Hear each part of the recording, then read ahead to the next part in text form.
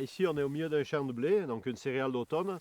La parcelle est divisée en deux parties, une partie blé et grand épeautre un peu plus loin. C'est les céréales qu'on fait pour donner à nos animaux. Alors, on fait du blé et du grand épeautre en céréales d'automne et de l'orge, avoine, un mélange d'orge, avoine et de vesse pour les céréales de printemps. C'est ce mélange aussi de céréales qui permet d'avoir un bon équilibre alimentaire. Et quant au sol? Alors, ici, l'intérêt de la culture biologique, c'est de faire travailler le sol. C'est là la grande approche qu'on doit avoir, c'est qu'on nourrit plus les plantes, mais on nourrit le sol. Donc nous, on s'attache à faire travailler le sol, à faire vivre le sol. D'ailleurs, c'est assez simple. Si on gratte dans le sol, on a une terre qui est très fine et très remplie en diverses particules. On voit bien qu'il y a du végétal. Souvent, on trouve des lombriques. Là, c'est un peu sec en surface, mais dès qu'on creuse en profondeur, on trouve des lombriques. La terre, elle est travaillée naturellement par les bactéries, par toute la vie du sol.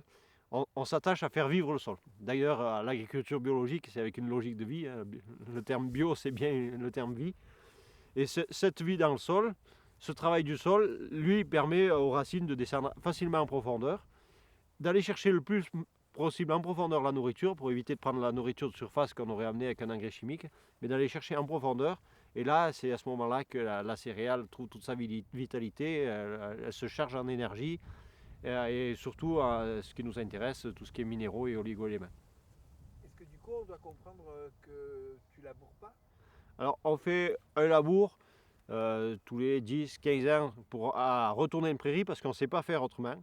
Mais on fait un seul labour et après on fait uniquement un passage superficiel avec une herse à dents la deuxième année.